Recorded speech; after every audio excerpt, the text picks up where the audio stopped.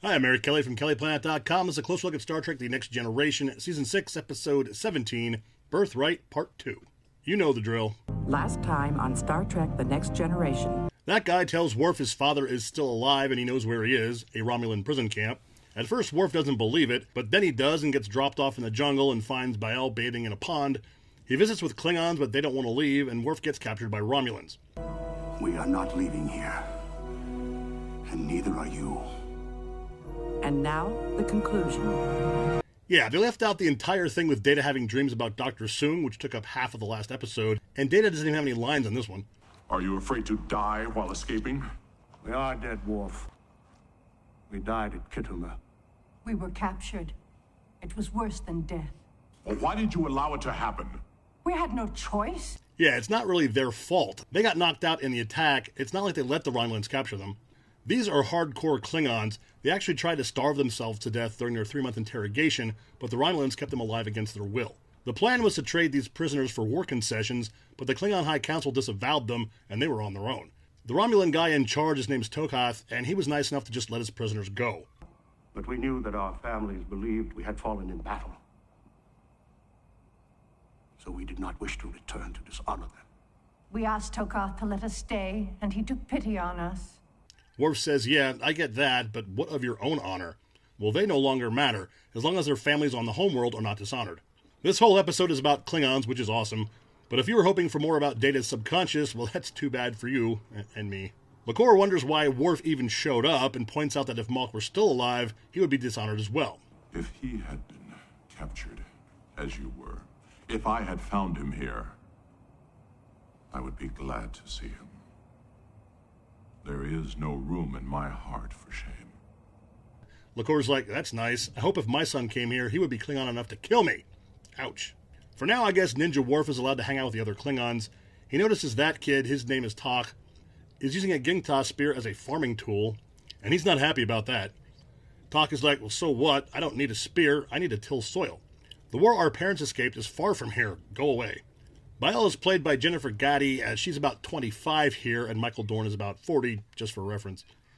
As far as she knows, the Klingons were forced to fight the Romulans against their will, and that's why her parents came here. And none of this is true, of course. And that's why our parents came here. To make a safe home.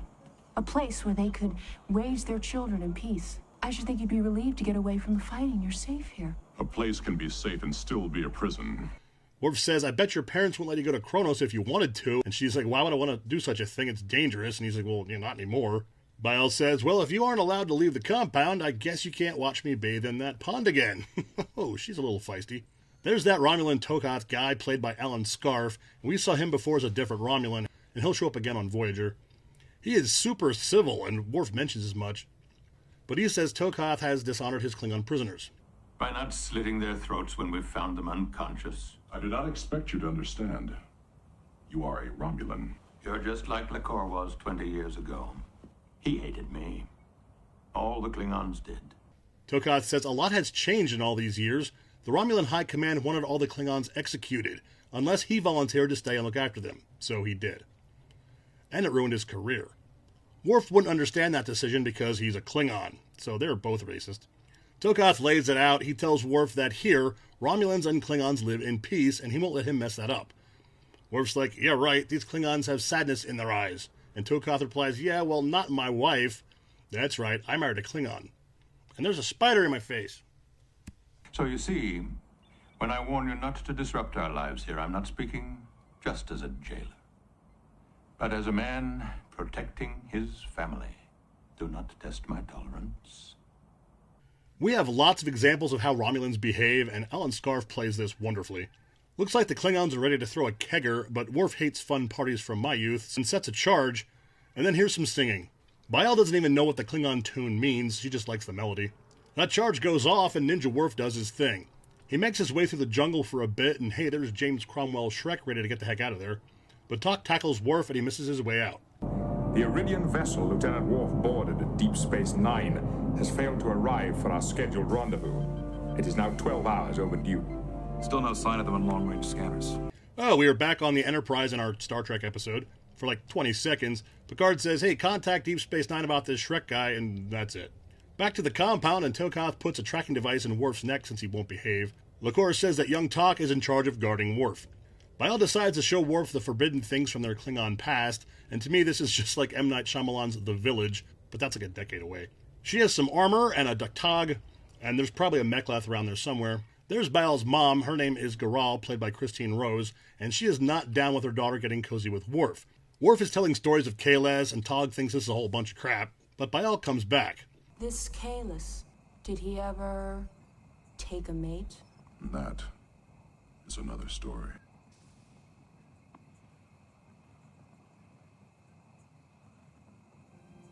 Holy crap, Bael is half Romulan. I didn't want to spoil it, but Tokoth is her dad. Worf is not cool with this at all. Bael doesn't seem what the problem is, but of course Worf has been raised to believe that all Romulans have no honor. And also, of course, Bael is like, oh, well, yeah, my dad's not like that, and she's never even heard of Kittimer. Riker and Geordi got Jagalom Shrek's flight plan from Deep Space Nine, so they have an idea of where to look for Worf. Not the Echevarria system. That's it, back to the Klingons. Worf stops by to apologize for being racist toward Bael. You cannot help being what you are. There is nothing wrong with what I am. No, what I mean is, it is not your fault. What, being born? I'm sorry if that offends you. No, it is hard to explain. Keep digging that hole, Worf. Bael says, hey, you were attracted to me just a few minutes ago. Can't you leave your hatred behind?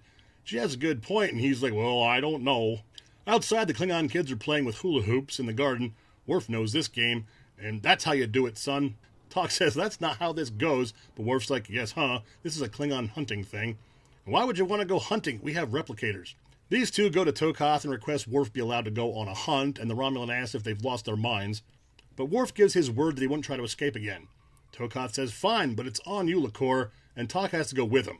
Okay, fine, they go hunting. Now it's dinner time at the compound when Tok rolls in with a dressed ungulate carcass. He's pretty proud of himself and says, tonight we eat well. Get that off my table. You do not kill an animal unless you intend to eat it. Get rid of it. I intend to, Tokoth, but not until it's cooked. All this hunting and skinning animals has Tok all fired up about his Klingon heritage, which is probably going to mess up their little society. Yeah, the young people start singing, and Lakor joins in too, and Bael, and the Romulans are like, what is this? Tokoth has beef with what Worf is doing, and he has a point. Klingons and Romulans are blood enemies, and have been for centuries, except there. And Worf is ruining that. Worf has a point, though, too. The Klingons, especially the young ones, have not been taught about their own heritage. I offer you a choice. Live with us, as one of us, or I will have you put to death. Worf says, well, kill me then, because I can't be one of you. Tokoth doesn't want to kill Worf, but Worf says, well, my death will be honorable and show the other Klingons what this is all about. And yeah, Tokoth is aware of this. Worf is doing some more Makbara when Bael stops to help him escape, and he says, nope, I'm going to stay here and be a martyr to the cause. She just doesn't get that, and he says, well, that's because you don't know what it means to be Klingon. Then she pulls the but you still love me card. I would not have thought it possible to love a Romulan. But you do. Yes. Well, if you've come that far, can't you stay here with us? With me? Nope. Worf would take her with him, though. I guess they could go live on the Enterprise or something. None of this will ever work out, so, they kiss. And Bael says goodbye. Oh, yeah, because it's time to execute Worf. I forgot about that. Tokoth really doesn't want to have to kill Worf, but he sees he has no other choice. Worf threatens their way of life, but Tokoth offers him one last chance to join them. This is the most sympathetic Romulan I have ever seen. I am being executed because I brought something dangerous to your young people.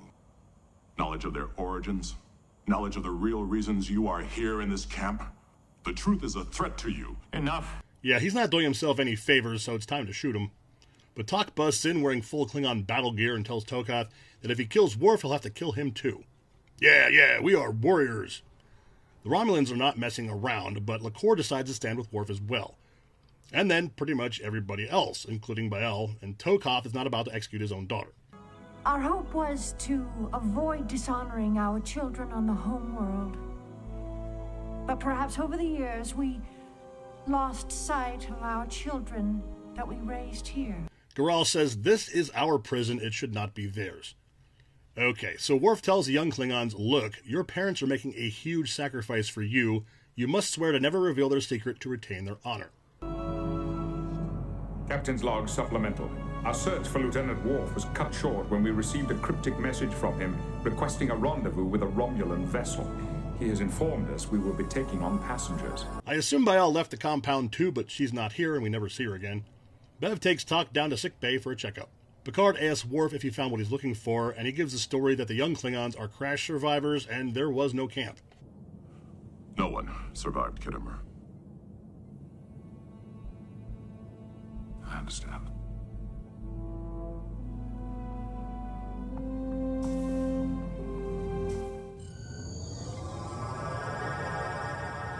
I mentioned how Data was a big deal in Part 1, but he didn't have any lines in this one. You may have noticed that Jagiellon Shrek had no lines either. That's because James Cromwell broke his leg between episodes, and Troy doesn't even appear at all. Yes, this was 95% a Klingon episode with Romulans, but there's nothing wrong with that. Tokoth pulled off what is basically a miracle by having a society where these two species peacefully coexist, and I can see why he wanted to protect that. I can also see why Worf believed that at least the young Klingons deserved to know their own heritage and culture. But isn't their life with the Romulans part of their culture too? I mean, they weren't prisoners. Some people thought Worf came off as a super racist jerk because the Romulans were written uncharacteristically sympathetic, and he was pretty racist. I think you have to remember that the whole reason Worf went to the planet in the first place is because he decided that reuniting with his father was more important than any potential dishonor, and that's a big step for him, or any Klingon. I said last time that Part 2 is more important than the first one, and I'll stand by that. Half the events from the previous episode aren't even mentioned here. Part 2's theme shaped Worf's character for years to come, and we see the Romulans like never before. I'm going to do 4 deltas out of 5 on this one. You can let me know how you feel about that. If you like that video, thank you, like and subscribe, and make a comment if you want to. There's more Star Trek videos and related content on my website. Check it out at kellyplanet.com. I'm Eric Kelly. Live long and prosper.